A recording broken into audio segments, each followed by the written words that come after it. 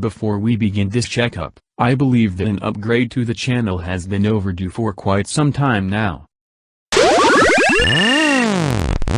Honestly, this is much better. Bless this man for creating this improvement. Anyways, hello and welcome back to the Concept Checkup.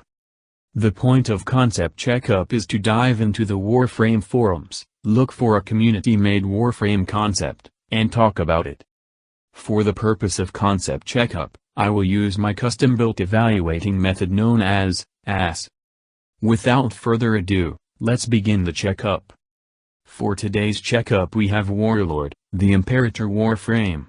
Warlord was created by Brosy on the Warframe forums, and is designed to be a support-type Warframe with a stack mechanic much like Nidus's mutation stack system. Warlord possesses slightly above average armor, average health, average shields, slightly above average energy capacity, and an average sprint speed. Stat-wise, Warlord is pretty middle of the road for a Warframe. However, Warlord's fairly mediocre numbers are more than made up by his kit. Warlord's passive is Stratagem. Warlord gains a stack of Stratagem every time one of his spawned Shadow Warriors kills an enemy, up to a cap of 100 Stratagem, much like Nidus. Also much like Nidus, Warlord's abilities utilize Stratagem in addition to energy. Warlord's first ability is Divide and Conquer. Warlord spawns a Shadow Warrior that dashes forward, dealing / damage. Activating the ability again teleports Warlord to the spawned warrior, knocking down all enemies at the teleport location. The Shadow Warrior despawns after some time. While Divide and Conquer can be compared to Nidus's Virulence ability, what will make Divide and Conquer a strong or weak ability depends entirely on the Shadow Warrior that is spawned. It's unknown if the Shadow Warriors themselves attack enemies on their own accord once spawned, or if they only act when Warlord uses an ability. Whatever the case, it's clear that Divide and Conquer is Warlord's passive stacking ability.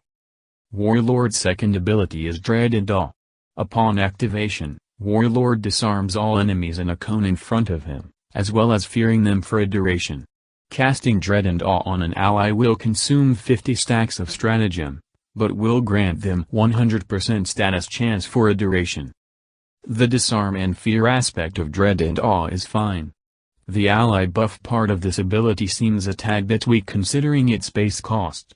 Getting 50 kills with Warlord Shadow Warriors in exchange for being able to grant one ally 100% status chance for a duration seems like an expensive trade, unless the ally receives 100% status chance for at least a minute. To make casting Dread and Awe more worth using on allies, lowering the Stratagem cost to 30 or granting additional buffs such as damage reduction or increased movement, reload speed might be more fitting, given how a 50 stack cost sort of encourages a power efficiency build to be used. Warlord's third ability is We Are Legion. Warlord commands Shadow Warriors forth in a radius, each piercing all enemies and putting them into stasis for a duration. We Are Legion can be called a side grade of his Divine Spears, because while enemies affected by We Are Legion cannot be damaged due to being placed in stasis, Warlord is forced to voluntarily be in a crowd of enemies to effectively use this ability, unlike Nizhak who can simply cast from range. Outside of that, We Are Legion is pretty much intended to be used as a room clearing and or oh shit button. Warlord's fourth ability is Glorious Strategist. Warlord consumes 80 stacks of Stratagem in order to prevent all allies from taking lethal damage for a duration. If an ally is prevented from dying during this time, they receive a flat 4 seconds of invulnerability. Simply put, Glorious Strategist is yet another Law God mode ability. Nothing more. So, here are Warlord's scores. Thematically speaking, Warlord sounds interesting, especially given his kit relying on getting kills with minions. However, in terms of abilities, he seems a tad bit bland. For my personal thoughts, I really do like the idea of a Warframe that revolves around summoning, or at least in this case, a Warframe that revolves around getting kills with minions to be able to cast strong abilities. However, unless the kit is specifically fleshed out and given numbers, it really can't be called more than a concept.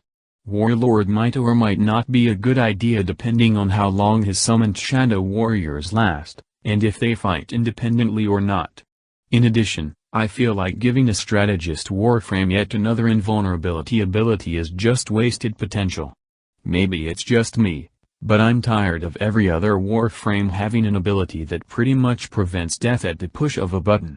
Yes, I understand that abilities like that are useful because of how absurd enemy scaling can be, but that's a problem that should be fixed itself, not be worked around. So that's Warlord's Checkup. Tune in next time where I will perform a concept checkup on Jewel. Thank you for watching.